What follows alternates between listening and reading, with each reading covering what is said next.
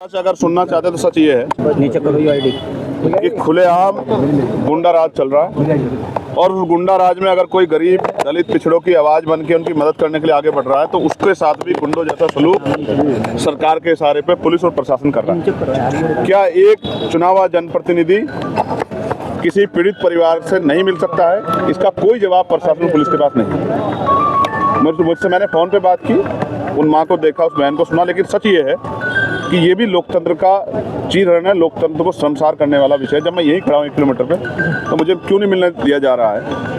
अगर मैं उनसे नहीं मिल सकता तो क्या उनको न्याय मिल सकता? समझ के देखो, कुछ तो ऐसा है जिसको छिपाया जा रहा है। जांच के लिए आपने कहा सिर्फ सीबीआई जांच नहीं, 2 चीज़ें हैं जिस पर आप सुन लो।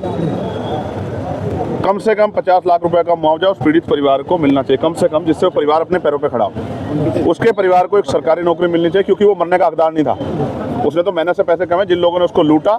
और अभी जो मैंने परिवार को वीडियो कॉल में देखा तो 4 लोग उसके साथ दिखाई दे रहे हैं। तो जब तक इस घटना की, इसको दूध का दूध पानी का पानी करने के लिए सीबीआई जांच नहीं होगी, तब तक पता नहीं लगेगा। और मैं आपके माध्यम से कहना चाह रहा हूँ, चाहे मेरठ की घटना हो या मुजफ्फरनगर की, ये दोनों घटनाएं, इन दोनों घटनाओं में जिस तरह का व्यवहार पुलिस का, प्रशासन का आम जनता के प्रति रहा है, उससे मैं ये मानता हूं कि ऐसी स्थिति में न्याय नहीं होगा। हम जल्द अपने साथियों से बात करके कमजोर वर्गों की पंचायत जो है वो चाहे मुजफ्फरनगर में करें या मेरठ में करें, जब तक हमारी मांगे पूरी नहीं होगी हम उस पंचायत को चलाएंगे। ये पंचायत इसलिए होगी क्योंकि अगर वो हमें हमारे परिवार से मिलने देंगे तो हम अपने परिवारों को खुद अपने साथ बिठाकर उनके न्याय की लड़ाई लड़ेंगे। आपसे बात हुई है पीड़ित परिवार से, क्या कुछ कहा उसके परिवार के लोगों ने? वो अपनी बात कह रहे थे, लेकिन उसके साथ उनकी आंखों से लगातार आंसू भी बह रहे थे, क्योंकि वो इस बात को भी कह रहे थे जब हमारे प्रतिनिधि को हमसे मिलने नहीं दिया जा रहा है तो हमें न्याय कैसे मिलेगा। ये बात उनकी सही है। आप 300 मीटर से यहाँ से पकड़ लेगी पुलिस उनको। मैं कोई अपराधी हूँ?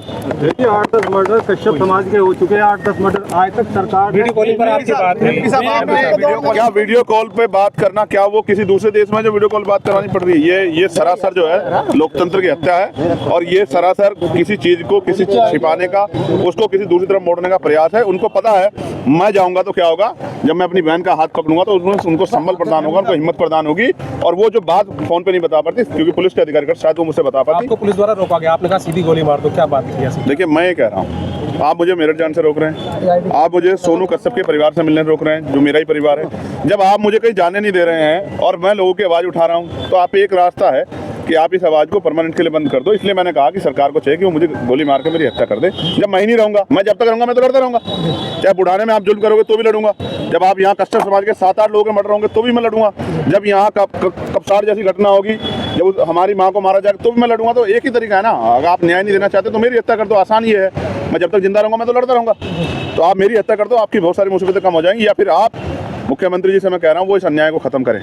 अगर वो अन्याय को खत्म नहीं कर सकते तो उनको कोई अधिकार नहीं ये कहने का कि हमारे प्रदेश में कानून का राज है। आपने ये भी कहा है कि मैं बहुत जिद्दी हूँ, तो इसका क्या मतलब निकाला? जिद्दी का मतलब ये है कि मैं कानून की मर्यादा का पालन करता हूँ। पुलिस के लोग कह रहे हैं कि वहाँ लॉ एंड ऑर्डर डिस्टर्ब हो जाएगा, तो हो सकता है रात को फिर आपसे मुलाकात हो। इस बार मुलाकात हो सकता है मोटरसाइकिल से हो या ऑटो से हो, किसी भी चीज़ से हो, मैं अपने परिवार से मिलूंगा तो जरूर। ये बात आपने कहा कि भाई हम महापंचायत करेंगे, आपको पीड़ित परिवार से तो मिलने नहीं दिया जा रहा, महापंचायत पे रोक नहीं लगेगी? मैं फिर कह रहा हूँ करो, आएगा ना, पूरा समाज आएगा। आज तो मैं बिना बताया है ना, पूरा समाज आएगा। चंद्रशेखर को रोक लिया जाएगा? देखो मैं संवैधानिक आदमी हूँ, आप न्यायप्रिय किसी बात पर रोकोगे मैं खुद रुक जाऊंगा, लेकिन आप डंडे के जोर पे रोकोगे, गोली के जोर पे, तो इतनी तो हिम्मत नहीं है। ठीक है जी। गोली तो मैं खा सकता हूँ, मेरी अगर देखना, अगर गोली चली इस पंचायत में सोनू कश्यप की आवाज़ उठाने के लिए, कपसार की जो हमारी बहन है उसकी आवाज़ उठाने के लिए, तो गोली सीने पे लगेगी, कमर पे लगेगी, याद रखना। एमपी साहब, कपसाड़ वाले मामले जो पीड़ित अपने परिवार से मिली, उसने जो बयान जो उसके आए हैं वो उसने जिस तरह से कहा कि मेरे साथ तो गलत हुआ है, उसको लेकर क्या? ये उन सब लोगों के मुंह पे एक जोरदार तमाचा है जिसने पिछले 3-4 दिनों से उस बेटी का सोशल मीडिया चरित्र हनन किया है, उस परिवार को गलत साबित करने का काम किया, जो तमाशा कर रहे थे, बड़े बड़े मंचों पे बड़े भाषण दे रहे थे। मैं एक बात बता रहा हूँ, ये गरीब समाज बड़ा भावुक समाज होता है।